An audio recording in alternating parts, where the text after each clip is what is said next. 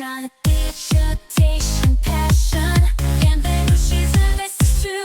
Lumière, passion, cotation. Chaque jour, une nouvelle leçon. Rythme, réponse, battement d'action. Là où il y a de l'action, Investir votre destination.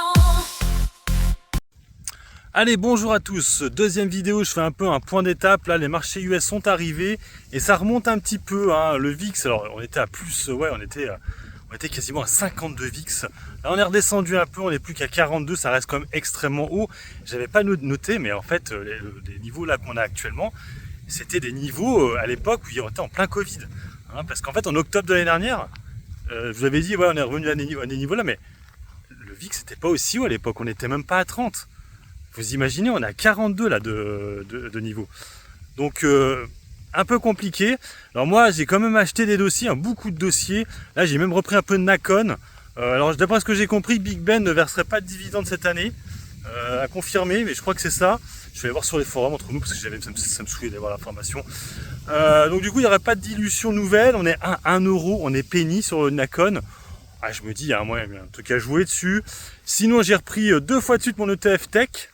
Hein, parce que là, pour le coup, même si ça bombarde en Israël, ouais, ben, tu sais, les IA, tout ça sera toujours là. Bon, on a beaucoup chuté, c'est clair, mais je me dis, il y a peut-être moyen que ça repart un peu. Du coup, en fait, quand ça remontera, ce qui va se passer, c'est que je vais alléger. Parce que là, j'ai quand même 1900 euros dessus. Sur VERE, là, j'ai 1900 euros aussi dessus. Donc en fait j'ai mes plus grosses positions maintenant, c'est vraiment mes ETF, et après il y a aussi LVMH, hein, où je vais avoir 1008 maintenant, parce que ça a beaucoup chuté. LVMH, j'ai attrapé plein de dossiers à la baisse, je les ai plus tous en tête là.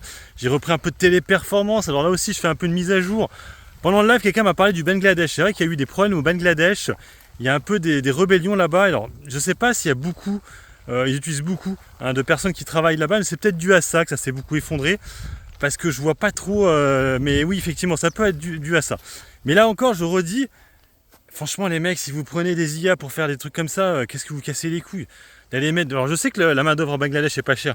Hein, il me semble que tout ce qui est téléphonie, c'est plutôt au Maroc, c'est plutôt en Inde.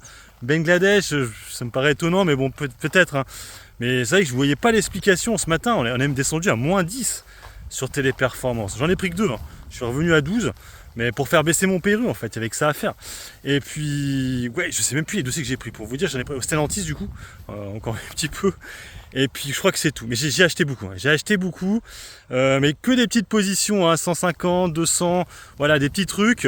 Mais voilà, j'ai attrapé à la baisse en disant, voilà. Après, il y avait Vinci, j'ai hésité, mais bon, on n'était pas assez bas. Il y avait Ferrari aussi qui a beaucoup chuté. Mais pareil, Ferrari, ça coûte 300 euros, hein, 380, on est à peu près. Donc, c'est une grosse somme à mettre d'un coup. Donc, je me dis, j'aimerais bien qu'on passe en dessous de mon Pérou pour en reprendre, parce que là, à chaque fois que tu en prends une, tu le sens. Tu le sens dans le portefeuille.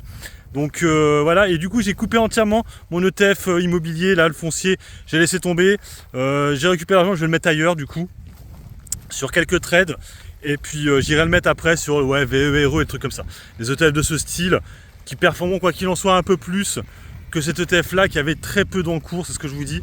Et le problème des encours, comme je vous le dis, c'est que le problème des ETF c'est ça, c'est que du jour au lendemain, Amundi peut très bien te dire, bah, ce ETF là on va le retirer du PEA parce qu'en fait il sert à rien, il y a très peu d'encours et voilà.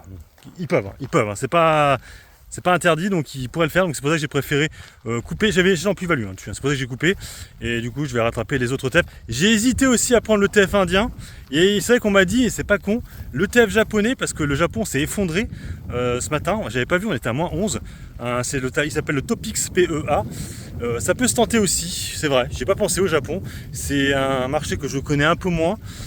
Il y avait Nintendo, je crois qu'il y a du Nintendo dedans, hein, du coup, je ne connais pas les sociétés japonaises, hein, donc je connais pas trop ce marché là, mais ça peut se tenter parce qu'on était très haut, hein, au Japon. Hein. Ça fait déjà 2-3 jours, hein, qu'on est retourné en fait au niveau, en fait il a tout perdu ses gains de l'année, quasiment, le Japon. Donc why not, et c'est vrai qu'on était à des plus hauts historiques. Donc bref, wait and see, on verra bien demain si ça repart. Sur ce, je vous laisse, bon investissement, bon trade, ciao ciao. Abonne-toi, partage la plus-value autour de toi.